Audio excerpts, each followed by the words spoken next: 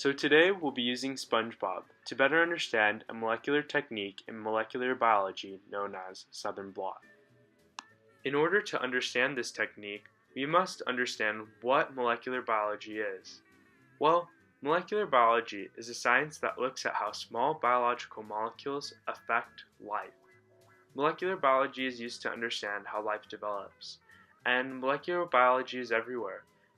It's inside jellyfish, pineapples, coral, animals, plants, humans, and one way that we study molecular biology is through a molecule known as DNA. DNA is one of the most stable molecules on the entire planet. DNA is double-stranded and it has 4 base pairs. The base pairs A and T always bind with each other, and the base pairs C and G always bind with each other.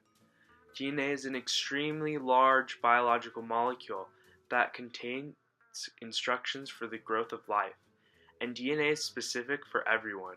So my DNA is different than your DNA, and DNA is everywhere. DNA is inside me, it's inside you, it's inside fish, and it's inside animals, and we can use DNA to study how life develops.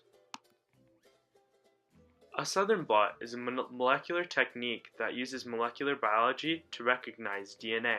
And since DNA is specific for everyone, we can use DNA to identify different individuals.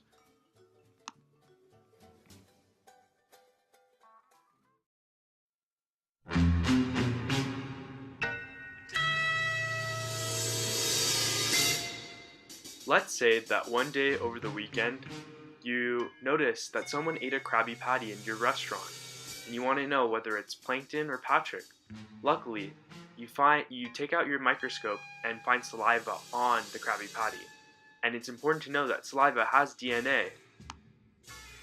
Since we know that DNA is specific for every individual, we can use a Southern blot analysis to determine whether it was Plankton or Patrick who ate the Krabby Patty. So we're going to isolate a sample of saliva and place it in a test tube. Then we're going to use a DNA kit to remove and extract the DNA from the saliva.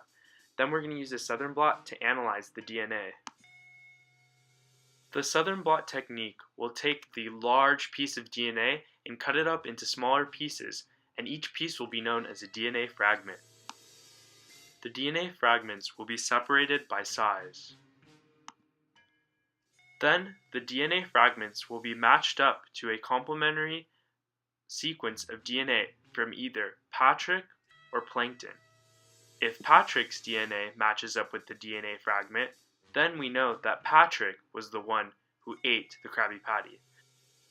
But if Plankton's DNA is the one that matches up with the DNA fragment, then we know that Plankton ate the Krabby Patty. And this process can take quite a while. 2,000 years later. Okay, so the process won't actually take 2,000 years, but it can take quite a while for your DNA fragment to match up with the DNA of interest from either Plankton or Patrick. Luckily, molecular biology was able to help us uncover who ate this Krabby Patty. So basically, the Southern blot technique can help us discover or uncover or identify a specific sequence of DNA. And since DNA is specific for everyone, this technique can be really useful.